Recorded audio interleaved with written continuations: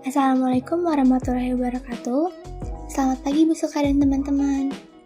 Untuk mata kuliah Pendidikan Lingkungan Hidup hari ini, kelompok kami akan menyampaikan materi mengenai konservasi lingkungan yaitu lahan dan air, pengelolaan bahan organik, dan rehabilitasi lahan tidur. Sebelumnya, anggota kelompok 5 terdiri dari Salma Rizky Ramadhani, Dewi Sarata Sri Kotul Ula, Anissa Ahida Aulia, dan Muhammad Rizku Agustian. Cakupan materi yang akan dibahas hari ini ada 3. Yang pertama yaitu konservasi lingkungan, lahan dan air. Yang kedua pengelolaan bahan organik. Dan yang ketiga rehabilitasi lahan tidur. Yang pertama adalah konservasi lingkungan, yaitu lahan dan air. Konservasi tanah dan air ini merupakan sebuah upaya yang dilakukan untuk memelihara dan meningkatkan produktivitas tanah, serta kuantitas dan kualitas air. Konservasi tanah dalam arti yang luas adalah penempatan setiap bidang tanah pada cara penggunaan yang sesuai dengan kemampuan tanah tersebut, dan memperlakukannya sesuai dengan syarat-syarat yang diperlukan agar tidak terjadi kerusakan tanah. Dalam arti yang sempit, konservasi tanah merupakan upaya dalam mencegah kerusakan tanah oleh erosi dan memperbaiki tanah yang rusak oleh erosi, menurut Gusti di tahun 2015. Konservasi tanah erat kaitannya dengan konservasi air. Konservasi air pada dasarnya merupakan penggunaan air yang jatuh ke tanah yang paling efisien untuk pertanian, dengan cara menyerap air ke dalam tanah, sehingga tidak terjadi banjir di musim hujan dan air pada musim kemarau tetap tersedia, menurut Roni di tahun 2015. Baik, materi selanjutnya yaitu tujuan konservasi air. Ada 3 tujuan dari konservasi air.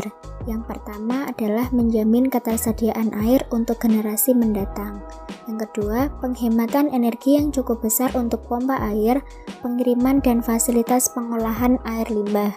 Dan yang terakhir ada konservasi habitat, yaitu meminimalkan penggunaan air oleh manusia untuk membantu mengamankan penyimpanan sumber air bersih untuk habitat liar setempat dan penerimaan migrasi aliran air.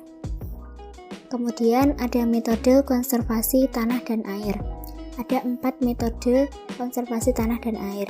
Yang pertama ada metode vegetatif, yang kedua metode teknis, yang ketiga metode kimia, dan yang keempat adalah metode mekanik. Metode vegetatif merupakan pemanfaatan tanaman atau vegetasi maupun sisa-sisa tanaman sebagai media pelindung tanah dari erosi, penghambat laju aliran permukaan, peningkatan kandungan lengas tanah, serta perbaikan sifat-sifat tanah, baik sifat fisik, kimia, maupun biologi. Yang selanjutnya adalah metode teknis, yaitu sebuah metode konservasi dengan mengatur aliran permukaan sehingga tidak merusak lapisan olah tanah atau topsoil yang bermanfaat bagi pertumbuhan tanaman. Yang ketiga yaitu metode kimia. Setiap penggunaan bahan-bahan kimia baik organik maupun anorganik yang bertujuan untuk memperbaiki sifat tanah dan menekan laju erosi. Dan yang terakhir ada metode mekanik, yaitu pengelolaan dengan penggunaan sarana fisik seperti tanah dan batu sehingga sarana konservasi tanahnya. Tujuannya untuk memperlambat aliran air di permukaan, mengurangi erosi, serta menampung dan mengalirkan aliran air permukaan. Selanjutnya, pengertian bahan organik dan bahan organik tanah. Bahan organik adalah semua bahan yang berasal dari makhluk hidup. Contohnya seperti semua bahan yang berasal dari tumbuhan, yaitu daun, batang, akar, bunga, dan buah. Dan semua bahan yang berasal dari hewan atau binatang, seperti kulit, bulu, daging, cangkang, telur, dan kotoran. Selanjutnya, pada bahan organik tanah, yaitu semua jenis senyawa organik yang terdapat di dalam tanah, termasuk serasa, fraksi bahan organik ringan, biomasa, mikroorganisme, bahan organik terlarut di dalam air, dan bahan organik yang stabil atau humus.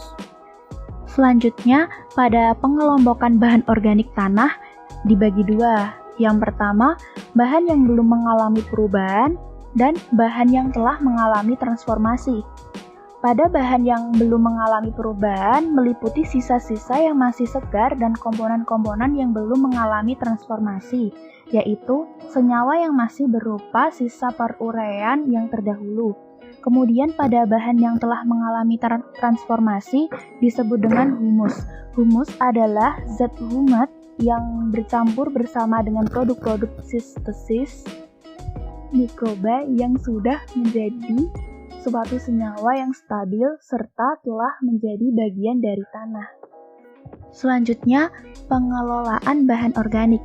Pengelolaan bahan organik adalah segala usaha atau aktivitas yang dilakukan untuk mempertahankan kadar bahan organik di dalam tanah agar tetap tinggi. Bahan organik yang ditambahkan ke dalam tanah dapat memperbaiki sifat biologi tanah, bahkan sifat fisik dan kimia tanah. Perbaikan sifat tanah tersebut tertentu akan berpengaruh terhadap kesuburan tanah, yang pada gilirannya berpengaruh terhadap pertumbuhan dan produksi tanaman. Upaya pengelolaan bahan organik tanah yang tepat perlu menjadi perhatian yang serius agar tidak terjadi degradasi bahan organik tanah. Penambahan bahan organik secara kontinu pada tanah merupakan cara pengelolaan yang murah dan mudah. Kemudian, rehabilitasi lahan tidur. Pengertian lahan tidur. Lahan tidur adalah lahan atau tanah yang produktif tapi tidak ada pengolahan atau aktivitas produksi tanaman atau tanah produktif yang tidak digunakan, hanya dibiarkan begitu saja. Rehabilitasi lahan tidur. Bentuk pemanfaatan bekas lahan tidur yang dilakukan dapat berupa sawah dan ladang. Selain itu, lahan tidur juga dapat dijadikan sebagai tempat mengembala oleh masyarakat. Sebelum lahan tidur dimanfaatkan untuk bertani dan berladang, lahan tidur ini terlebih dahulu dibersihkan. Untuk membersihkan lahan tidur, masyarakat memerlukan alat yang digunakan untuk penebasan pada lahan tidur yang akan dimanfaatkan. Masih di dalam rehabilitasi lahan tidur, berbagai cara yang dapat dilakukan oleh masyarakat dalam mengelola atau memanfaatkan lahan tidur, diantaranya adalah membakar pohon atau ternak yang sudah ditebas di lahannya dan membersihkan sampah yang ada dari lahan tersebut. Membersihkan lahan tidur menjadi lahan produktif membutuhkan waktu yang cukup lama.